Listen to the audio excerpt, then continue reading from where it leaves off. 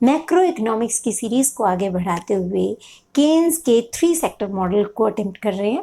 2 sector model में हमने ये सब कुछ पढ़ा था, आपको याद होगा, नहीं तो एक बार वीडियो आपको देख लेनी चाहिए, अदरवाइज़ आपको ये आता भी हो सकता है पहले से भी। और जो यदि शुरू से कर रहे हैं आप, मैक्रो इकोनॉमिक्स पहली बार कर रहे हैं, तो आई वुड सजेस्ट कि आप पहले वाली वीडियो देख के फिर यहाँ तक पहुँचे। और ये मतलब जो है पीजी लेवल पे या फिर कॉम्पिटिटिव एग्जाम्स के हिसाब से शायद ग्रेजुएशन में इसकी ज़रूरत नहीं है, depending upon your syllabus.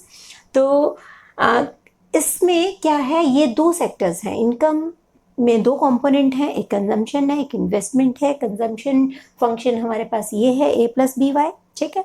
A part वो होता है जब हमारी इनकम 0 होती है, तो उस क्या टाइम पे जो आप कंज्यूम कर रहे हो वो ए है। और ये हमारी इनकम डिपेंड कर रही है कि हमारी एमपीसी पर, जैसे जैसे इनकम बढ़ती है वैसे वैसे आपका कंजम्पशन भी बढ़ता जा रहा है, ठीक है। और ये इक्वेशंस हमारी टोटल इनकम ये बन गई। पूरा खोल के इसको रिप्लेस करने के बाद सी को रिप्लेस किया, a + by आ गया, और ये प्लस आई बार है। और इसको रीसेटल करेंगे तो ये हमारे पास ये इक्वेशन निकल के आती है। ये जो इक्वेशन है बेसिकली ये बता रही है यहाँ पर कि यदि आपने इनकम को बढ़ाना है तो ए की तो वैल्यू ही नहीं है, क्योंकि ए पे तो आपकी इनकम 0 है। और ये जो बी है वो लॉन्ग रन फैक्टर है, जिसमें जल्दी जल्दी चेंज नहीं होगा। तो यदि आपने लेवल ऑफ इनकम बढ़ाना है, केन्स कहते हैं लेवल ऑफ इनकम बढ़ाना, तो आपको इन्वेस्टमेंट बढ़ाना पड़ेगा। लेकिन आपको पता है कि इन्वेस्टमेंट के बारे में केन्स ने क्या कहा कि investment is a function of MEC and rate of interest, ठीक है। अब MEC क्या है कि आपकी प्रॉफिटेबिलिटी कितनी है। चाइना पाकिस्तान में इन्वेस्ट तब करेगा जब उसको लगेगा कि रिटर्न आ रहा है। इंडिया में तब इन्वेस्ट करेगा जब उसको लगे कि हाँ जी कुछ करने से फ़ायदा हो रहा है। ऐसे कोई इन्वेस्टमेंट नहीं करता। तो कुछ हद तक रेट ऑफ इंटरेस्ट पे, लेकिन ज़्यादा MEC marginal efficiency of capital पे डिपेंड करता है, राइट।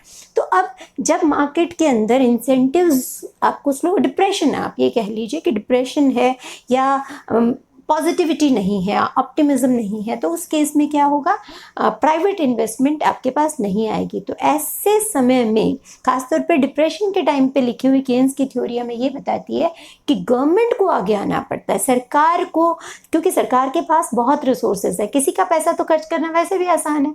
सरकार क्या है, कुछ लोग ही हैं, और वो लोग अपना पैसा नहीं, लोगों का पैसा खर्च कर रहे हैं, तो इसलिए वो खर्च करना आसान होता है। तो इसलिए सरकार को आगे आना चाहिए। जब सरकार मार्केट में पैसा डालेगी तो मल्टीप्लायर इफेक्ट के थ्रू जो है मार्केट वो इकोनॉमी को नीचे से ऊपर की तरफ ले जाएगी, ठीक है। तो ये इकोनॉमी, अब इसमें हम इसको जी को डाल देते हैं, जो जी यानी गवर्नमेंट, ठीक। गवर्नमेंट ने जो खर्च किया तो यहाँ पर जी बार लगा दिया। बार क्यों लगाया, क्योंकि गिवन लेवल ऑफ इन्वेस्टमेंट है जो कि गवर्नमेंट मार्केट के अंदर कर रही है, तो ये इतना डाल दिया जैसे कोविड के टाइम पे किया था, ठीक है।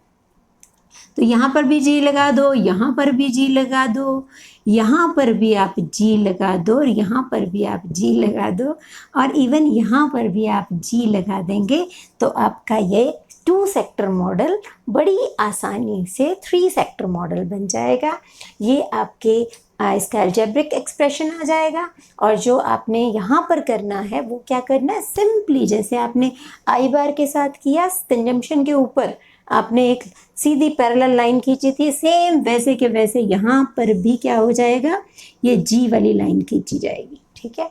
यानी कि अब देखो, इन्वेस्टमेंट इनकम इतना था, अब कितना हो गया, इनकम इतनी बढ़ गई। किसकी वजह से बढ़ गई, इतने गवर्नमेंट की एक्सपेंडिचर की वजह से इनकम में इतना चेंज आ गया, ठीक है। ये सिंपल सा तरीका है इस 3 सेक्टर मॉडल। अब एक चीज़ और समझ लेते हैं कि जब सरकार मार्केट में पैसा डालती है तो डालेगी कहाँ से। सरकार कोई पैसा हर टाइम यूँ तो नहीं कि मशीन चालू करके प्रिंट ही करती रहती है, तो नेचुरल है वो सरकार जो है टैक्स भी लेती है, टैक्स भी लेगी, यानी कि टैक्स को भी इसके अंदर इनकलकेट करना पड़ेगा, इसमें इनकॉर्पोरेट करना पड़ेगा, डालना पड़ेगा। टैक्स को इसके अंदर डालते हुए आप देखो कहाँ डालोगे कि ये जो आपका C + I बार + D बार था, ठीक है, इनकम। अब यहाँ पर C = A + BY है। अब हम यहाँ पे आपको बता रहे हैं कि ये जो Y है, ये कौन सी Y है, ये कौन सी Y है जिसके अंदर से आप खर्च कर रहे हो, जो इन हैंड है। इन हैंड का मतलब कि जो आपके जेब में पैसा आ चुका है। जेब में पैसा कब आता है, यदि मान लो मेरी सैलरी 1 लाख रुपया है तो 1 लाख सारा का सारा मैं खर्च नहीं कर सकती, मुझे टैक्स भी पे करना पड़ेगा, तो वो टैक्स निकलेगा यहाँ से। तो इसलिए हम वाई के साथ क्या लगाएंगे, वाई डी।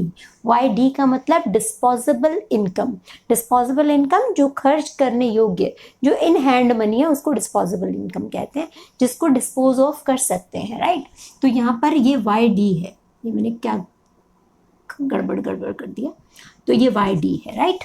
अब ये वाई डी क्या होता है, ये हो गया C equals to A plus B Y minus T. Y D का मतलब क्या है कि इनकम में से टैक्स आप पे कर देते हो, जब टैक्स आपका डिडक्ट हो जाता है, आप टैक्स पे कर देते हो, तो वो जो इनकम आपके हाथ में आती है उसको वाई डी कहते हैं। तो यहाँ पर हमने इसी इक्वेशन के अंदर जब आपने सी को रिप्लेस किया तो इसके साथ रिप्लेस किया, राइट। समझ आ गया, आगे वही कुछ करना है। y इक्वल्स टू ये आ गया a plus B Y minus B T bar, खोल लो इसको, प्लस आई बार। ये जितनी बार करोगे उतना इजी होता जाएगा, right. y minus B Y, Y वाला हिस्सा इधर लेके आएंगे, तो B Y equals to a minus B T bar plus I bar plus ji bar, ठीक है।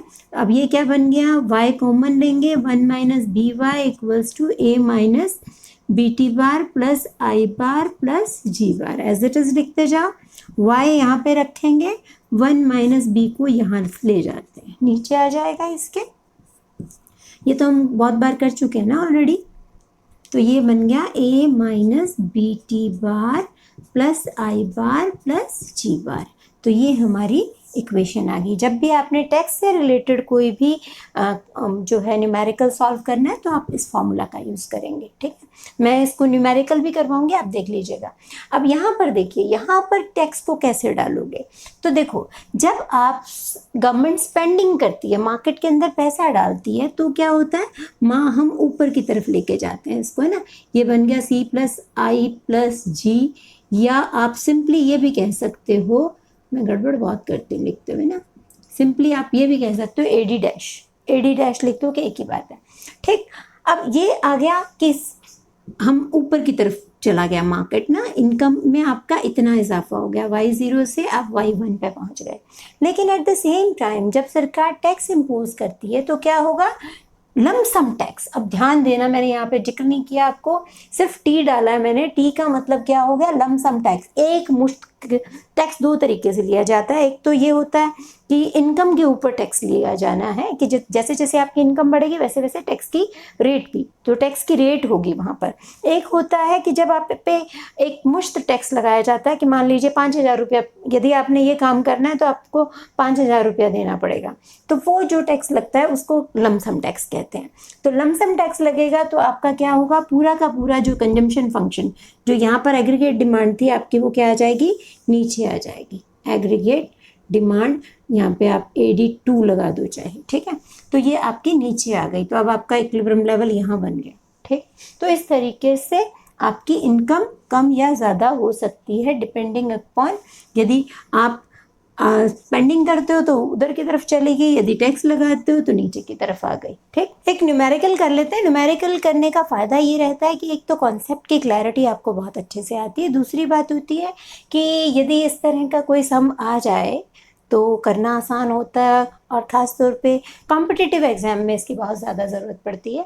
तो ये हमारे पास जो गिवन है वो इन्फॉर्मेशन है, और उसकी बेसिस पे हमें इक्विलिब्रियम इनकम निकालनी है। और साथ में मैंने यहाँ टैक्स फंक्शन को, क्योंकि मैंने वहाँ पीछे कवर नहीं किया प्रॉपरली, तो इसलिए मैंने यहाँ पे टैक्स फंक्शन भी रख दिया ताकि उसके साथ भी हम इसको करके देख सकें। तो देख लीजिए, सिंपल 3 सेक्टर मॉडल में इनकम क्या होती है, इनकम का फॉर्मूला हमारे पास होता है सी प्लस आई प्लस जी, यानी कि तीनों चीज़ों को ऐड कर दो, ठीक है। तो अब इसमें टैक्स कहाँ ऐड होगा आपको ध्यान होगा। सी क्या है, सी को हमने खोल के किया था, A plus B Y minus B T bar आ जाएगा, इसमें कोई दिक्कत नहीं होगी क्योंकि हम करके आ चुके हैं इसको ऑलरेडी। तो अब यहाँ पर हमें इन्फॉर्मेशन के अकॉर्डिंग ये सी फंक्शन दे रखा है हमें 100 प्लस 0.8 YD, ये वाली चीज़ दे रखी है ना। तो ये लिखा हमने 100 प्लस 0.8 YD का मतलब डिस्पोजेबल इनकम। डिस्पोजेबल इनकम क्या होती है, y माइनस टी।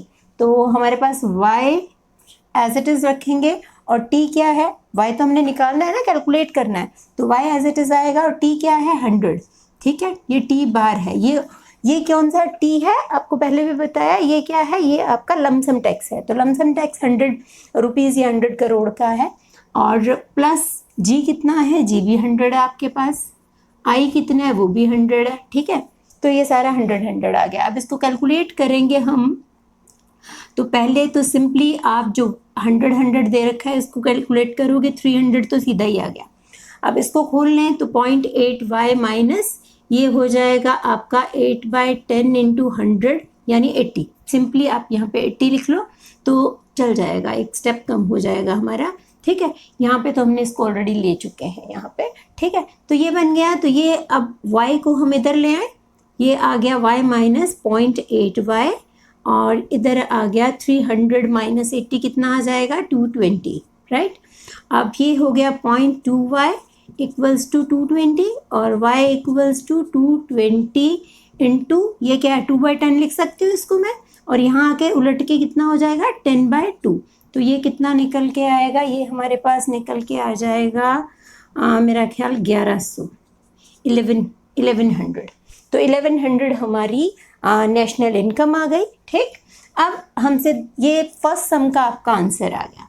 दोबारा से इक्विलिब्रियम इनकम निकालते हैं जबकि टैक्स फंक्शन गिवन हो। टैक्स फंक्शन क्या होता है कि जिसमें एक लमसम टैक्स भी है और साथ में टैक्स रेट भी दे रखी है। टैक्स रेट का मतलब है कि जैसे 0.25y हो गया, तो इसका मतलब जितनी भी आपकी इनकम है उस पर 0.25% के हिसाब से टैक्स लगेगा। राइट, तो अब जो है इसको ये जो पहले वाला फंक्शन था हमारा जो हमने किया वही है, सिर्फ हमने क्या किया है इसके अंदर जो y माइनस टी था अब उसकी जगह पे ये पूरा का पूरा फंक्शन आ जाएगा। ठीक है, टी को हमने रिप्लेस कर दिया इससे। ठीक, इतना ही अंतर है, इसको आगे कैलकुलेट किया हुआ है। बस ये चीज़ जो है ये जो पहले वाले न्यूमेरिकल में किया उसमें उसके कंपैरिजन में इसमें सिर्फ ये बीटी बार जो है वो एक्स्ट्रा आ गया और वो इधर की साइड जाके प्लस बीटी बन जाएगा। और अब हमारा जो है ये बन गया 1 माइनस बी प्लस बीटी। ठीक है, तो ये बाकी सारी चीज़ें एज इट इज़ हैं। आप इसका स्क्रीनशॉट ले लें, खुद पेपर पेन पे करके देखें, आपको समझ में भी आएगा। एक बार में नहीं आएगा, 2 बार में आप अपने हाथ से करेंगे आपको समझ आएगा डेफिनेटली। तो ये अब वैल्यूज़ हमने, यदि आपको इन केस ना भी समझ में आए, बाई चांस घबराते ही हैं, तो ये वाला फॉर्मूला है, इस फॉर्मूले के अंदर जब आप वैल्यूज़ पुट करेंगे तो आपका आंसर आएगा इजीली। तो ये फॉर्मूले के अंदर हमने ये सारी की सारी जो है वैल्यूज़ पुट की हैं, और वैल्यूज़ पुट करने के बाद आप ज़्यादा से ज़्यादा ये चीज़ ज़रूर देख लीजिए कि यहाँ पर b है तो b की वैल्यू हमारे पास 0.8 है, और t है तो t की वैल्यू हमारे पास 0.25 है। तो यहाँ पर पुट किया तो ये आ जाएगा हमारे पास 0.8 इंटू 0.25, और इन दोनों को मल्टीप्लाई कर लें तो हमें इजीली एक स्टेप हमारा कम हो जाएगा, हम 0.2 लिख देते हैं यहाँ पे। ठीक है, तो अब इसको आगे कर लेते हैं। तो ये होगा y equals to 1 by it is 1 minus 0.6 और मल्टीप्लाइड बाय, पहले हमने इसको किया ही है तो इट इज़ 220 पता है हमें। तो y इक्वल्स टू ये हो गया 1 बाय 0.4 इंटू 220, और ये बनेगा करीब 550 या 550। तो ये डिफरेंस आ गया है इक्विलिब्रियम इनकम में जब आप टैक्स फंक्शन कंप्लीट इम्पोज कर देते हैं। यदि टैक्स रेट भी इम्पोज हुई है तो आपका इनकम में इतना फ़र्क पड़ जाएगा। तो ये वीडियो हमने करके देख लिया है। 3 सेक्टर मॉडल जो है इसके साथ ही कंप्लीट होता है। 4 सेक्टर मॉडल में फिर हम नेक्स्ट वीडियो के अंदर मिलते हैं। Thank you so much for watching. खुश रहें।